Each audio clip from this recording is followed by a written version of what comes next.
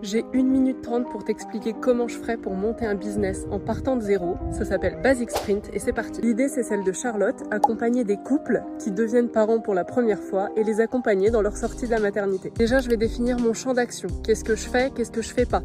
Est-ce que je suis là comme un soutien ou comme un renfort opérationnel? Est-ce que je vais le faire à distance ou est-ce que je vais le faire en physique, en présentiel? Et dans ces cas-là, ça va être limité à ma ville et aux alentours. Je vais aussi me demander si je préfère nourrir une vision plutôt personnelle qui ne me concerne que moi ou une vision plus ambitieuse, par exemple en créant une agence ou bien en ayant des antennes relais dans différentes zones de France, pourquoi pas dans les campagnes, dans les endroits un peu plus isolés où on ne trouve pas le même niveau de service que dans les grandes villes.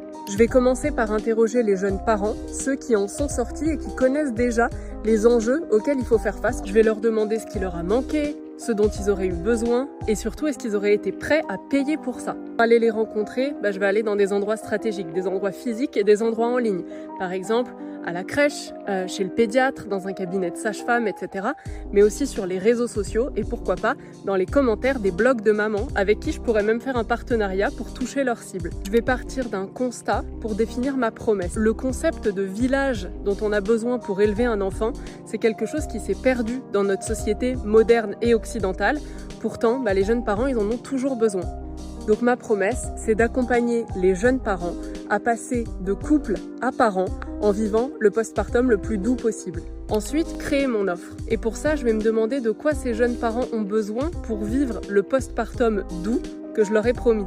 Par exemple, ils ont besoin d'un accompagnement hybride qui va mêler à la fois des rendez-vous qui se passent à distance en visio et des moments clés qu'on va vivre ensemble en présentiel. Ils pourront recevoir des audios rassurants de ma part à certaines étapes de leur parcours qu'ils pourront conserver dans leur boîte à outils un peu doudou.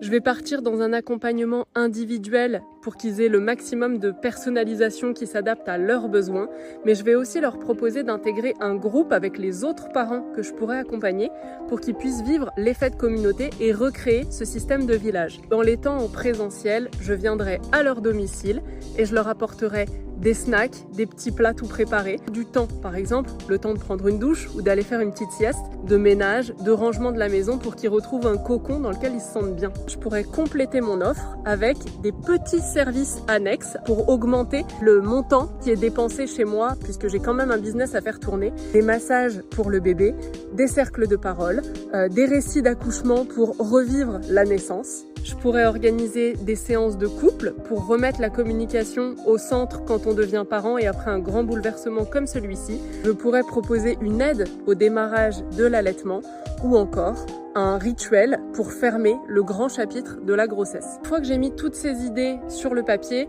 je vais me demander quel est le meilleur format, le meilleur rythme et le meilleur contenu que je vais pouvoir leur proposer pour atteindre ma promesse. Donc je commence d'abord par savoir ce que je veux mettre dedans avant de savoir de quelle façon est-ce que j'ai envie de le délivrer. Par exemple, pour faire connaissance et briser la glace, je vais proposer un premier rendez-vous qui se passera en visio dans lequel on va préparer le retour à la maison. Un rendez-vous en visio pendant leur séjour à la maternité pour discuter de tout ce qui s'est joué pour eux et de leur état émotionnel, comment est-ce qu'ils se sentent, ces jeunes parents.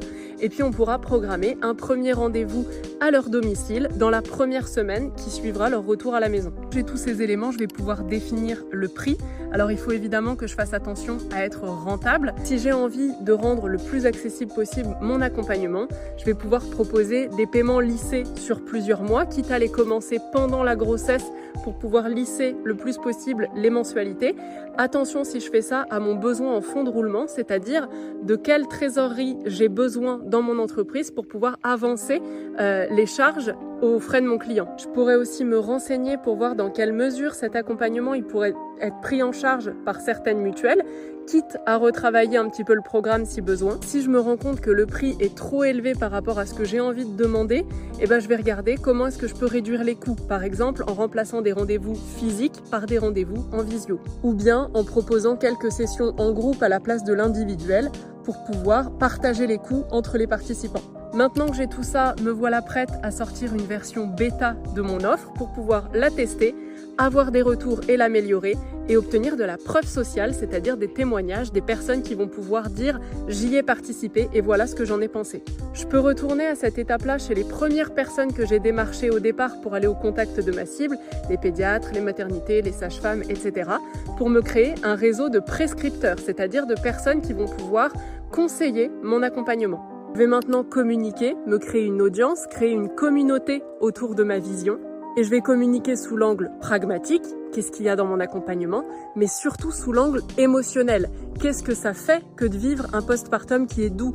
Qu'est-ce que ça change pour les parents, pour le couple, pour le bébé? Ça aura beaucoup plus d'impact que de chercher à prouver que l'investissement est intéressant ou encore qu'on peut le mettre sur une liste de naissance. Et maintenant, il me reste plus qu'à accompagner mes premiers clients. Si tu as envie de me soumettre une idée de business pour savoir comment est-ce que je la développerai, tu peux laisser ton idée dans les commentaires et je la traiterai dans le prochain Basic Sprint.